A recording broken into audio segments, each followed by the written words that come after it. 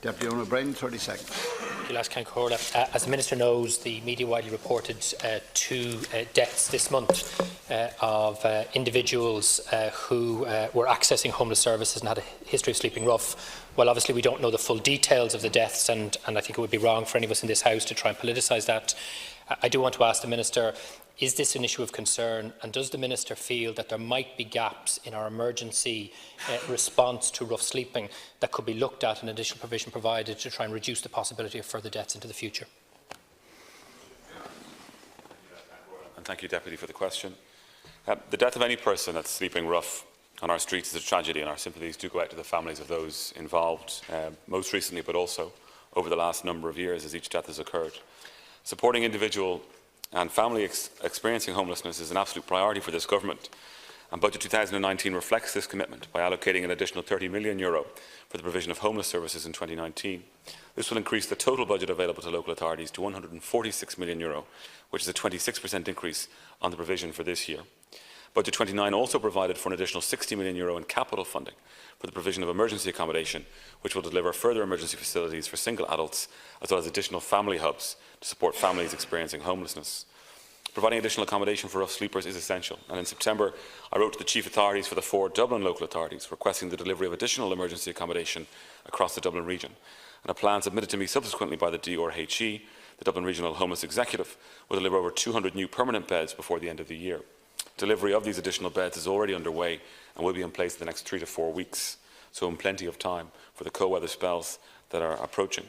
We must also recognise that many individuals experiencing homelessness require other supports to assist them to exit homelessness into an independent tenancy, and the implementation plan for Housing First, which was published in September, will deliver permanent housing solutions for rough sleepers and long-term users of emergency accommodation. Building on the success of the 220 tenancies already established, the plan contains targets for each local authority, with an overall national target of 660 additional tenancies to be delivered by 2021. And as we are now moving into winter, I have asked all local authorities to ensure that cold weather arrangements are in place for rough sleepers. These arrangements have already been activated in the context of recent cold weather, and additional outreach teams are in place to ensure that our most vulnerable citizens are being engaged with and supported. Thank you, and thanks to the Minister for the response. As the Minister will know, it's 4 years since the tragic death of Jonathan Corrie, a young rough sleeper on the streets just outside this building. And one of the things that became clear from that case is that even when there are beds available in the emergency accommodation system on a given night, and even when local authority staff or voluntary sector staff are engaging with rough sleepers, there can still be many significant barriers to people feeling comfortable, safe and secure in the emergency accommodation that's there.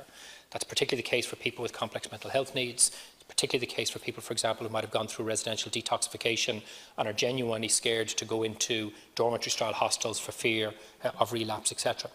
So while I'm not disputing the additional spend in emergency accommodation or the availability of beds, what I'm highlighting is a more particular problem, which is there are a cohort of people who have very complex needs, as you say, and for whom the emergency accommodation, for example, in Dublin City that's currently available, does not provide them with safe, secure, appropriate emergency accommodation. And then there are also people, for example, like the young woman who died tragically in Bray earlier this month, who lives in a part of the country that has no emergency accommodation whatsoever. So I suppose I'm asking you to be more specific.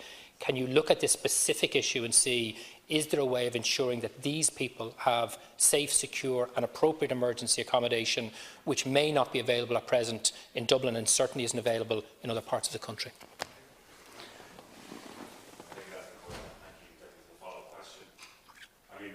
Absolutely, you point to a particular case from 4 years ago, which tells us that we've been living with this crisis that we have, particularly with individuals who are sleeping rough, individuals experiencing homelessness for a number of years. That's why we have people like Father Peter McVerry, Sister Stan, Alice Leahy doing such tremendous work for too many years, because there's a complexity around this. And even when there are beds available, or even when someone might even own a property, it will not mean that they will be able to deal with all of those complexities themselves, even when we put in all the supports that we do put in.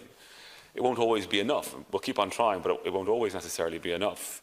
But in terms of the facilities and the hostels that we have in the city, in Dublin in particular, we are rolling out new facilities, even to replace old facilities as well. So there's the new facility on St Stephen's Green, run by the McVerry Trust, which is taking over where we had lost other beds in the system. I visit a number of these facilities myself at any opportunity that I can. The standards that are in place, I think, are excellent in the ones that I have visited, but we do have spot checks being operated. Of course we do. We are working with our partners around quality standards in emergency accommodation. I know I tend to focus on Dublin a lot, but that's because the challenge is very great in Dublin, as we know.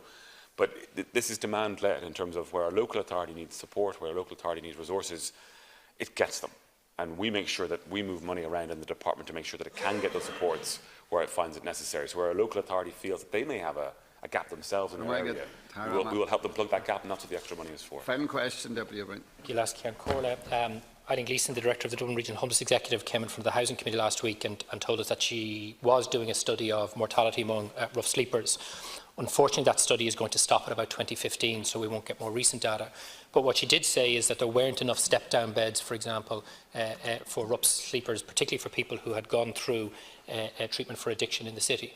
What we also know is, while some of the facilities you're talking about are absolutely state-of-the-art, an individual will have to go through several weeks, months or sometimes years of night-to-night dormitory-style accommodation before they can access those, which also tells us that for people, for example, with complex mental health needs or addiction issues, there aren't appropriate supported temporary accommodation available straight away. So all I'm asking you to do, Minister, is, particularly in light of the study of the Dublin Regional Homeless Executive, is to go back and look at this again to ensure that nobody refuses, for example, dormitory-style accommodation because they feel it's unsafe, insecure, inappropriate, because of the lack of available step-down accommodation or supported temporary accommodation, particularly, for example, that's provided with people with mental health issues. Thank you, Eoghan, and thank you, Deputy, for your further question. I mean, I have served breakfast in one of the hostels in Dublin, and I have, in that morning, I've spoken to the people who stayed there that night and learned of their experiences, and not everyone had a positive experience that night, even though it is a fantastic facility doing everything it can. So I'm aware of the additional supports that we need to put in place, and one of the very first meetings I had when I came into this job was the need for more 6-month beds. We're funding those now with our partner organisations, and I think it's very important to do that. Housing first really is key here. You talked about people having to kind of earn their position. We have to break that thinking, and that's what Housing First does. It's not about earning your right to accommodation. It's about getting you into a safe, secure home and then wrapping those supports around you.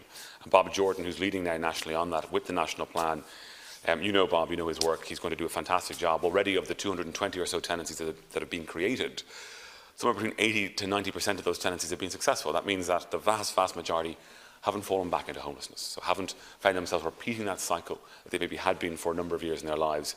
And that's the importance of bringing in models from abroad, but when we bring them in, supporting them fully with financing and with a national director and a national plan. That is happening now.